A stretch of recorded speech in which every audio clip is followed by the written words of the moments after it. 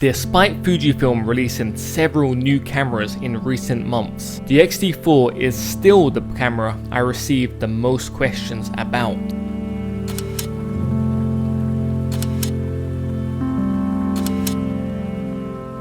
The X-T4 has been my go-to camera for work and travel for the past 3 years, and despite picking up an X-T5 earlier this year, the X-T4 is still a camera I use all the time. It's been close to 3 years since the Fujifilm X-T4 was released, so in today's episode I'm going to talk about why the X-T4 is probably the best value Fujifilm camera out there at the moment.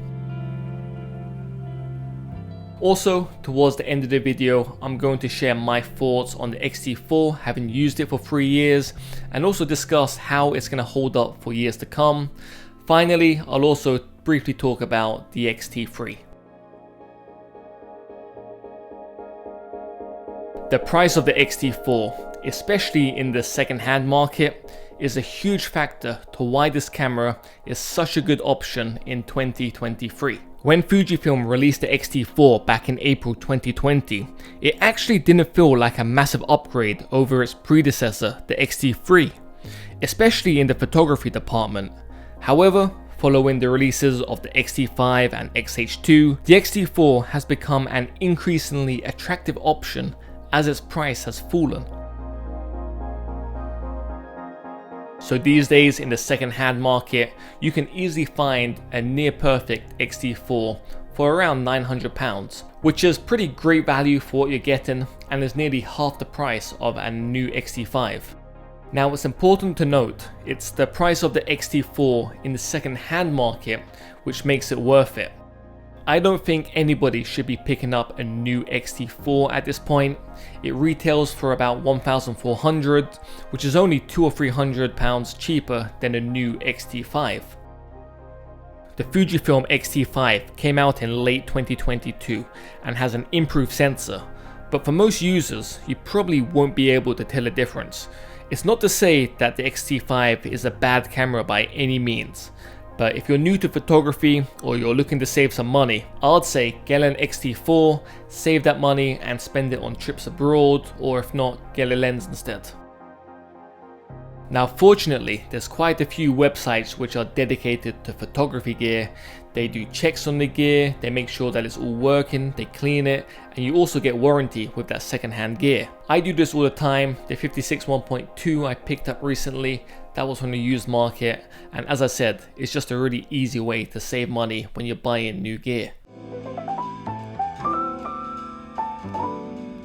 As time goes on, the increase in image quality when it comes to new sensors becomes less and less noticeable. It's a bit like back in the day where every new games console or every new computer processor was a massive leap over its predecessor, whereas these days it's more about incremental improvements. The same can be said for camera sensors. Now the first thing is, when it comes to camera sensors, pretty much everybody solely focuses on the megapixel count, when in fact there's many different aspects to a sensor which impact image quality. Now with Fujifilm, from what I've seen, even the sensors from the X-T1 stand up pretty well today. The colors, the contrast and quality all still look really good. After about 16 megapixels, it becomes pretty hard to see the difference between those sensors and the newer ones, especially on social media if you're looking at a photo through your phone.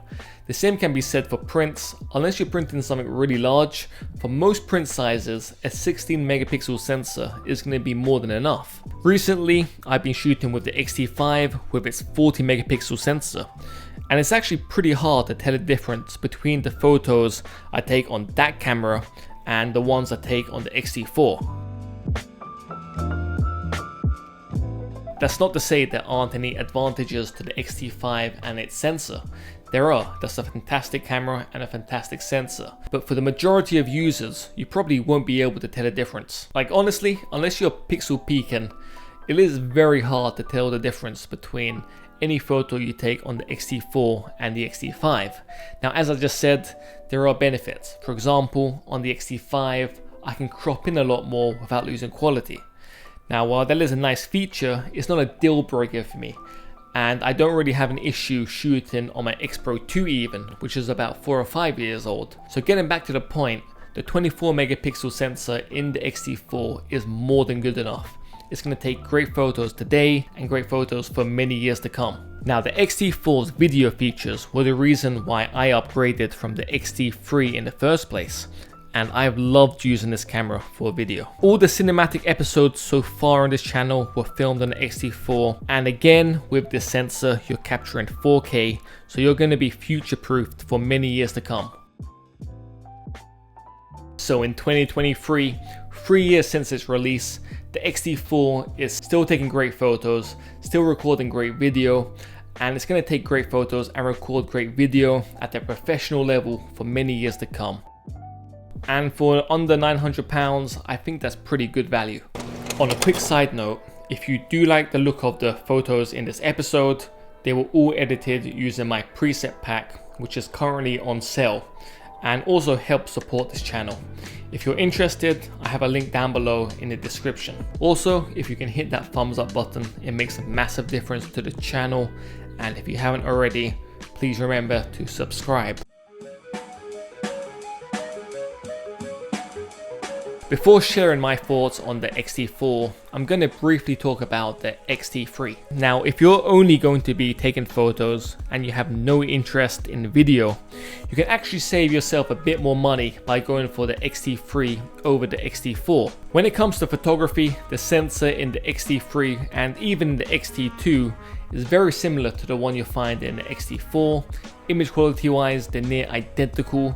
You do get some autofocusing benefits when you go up to the X-T4, but generally speaking, there isn't a huge difference when it comes to photography between the X-T3 and X-T4.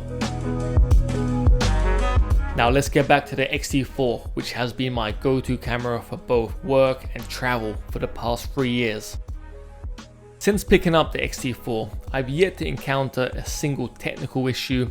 In fact, in my opinion, the outer shell of the X-T4 is a bit more robust than the one you find on the X-T5. I've used it in the desert, on the rainfall, in the snow, with no issues at all. All the professional video work I've done, all the cinematic episodes you see on this channel, even this episode now is being filmed on the X-T4. For me, and I've discussed this in a lot more detail in my review, I'll drop that down below in the description, but the X-T4 is a great hybrid camera, both for photography and video. I'm able to capture all the photography I want, and then at a flick of a switch, I'm in video mode and I'm recording B-roll. Also, the speed the camera works at, the autofocusing, the image quality, both when it comes to photos and video, has been more than good enough for any professional or personal project I've been working on. To answer all the questions I get about the X-T4, it's a resounding yes.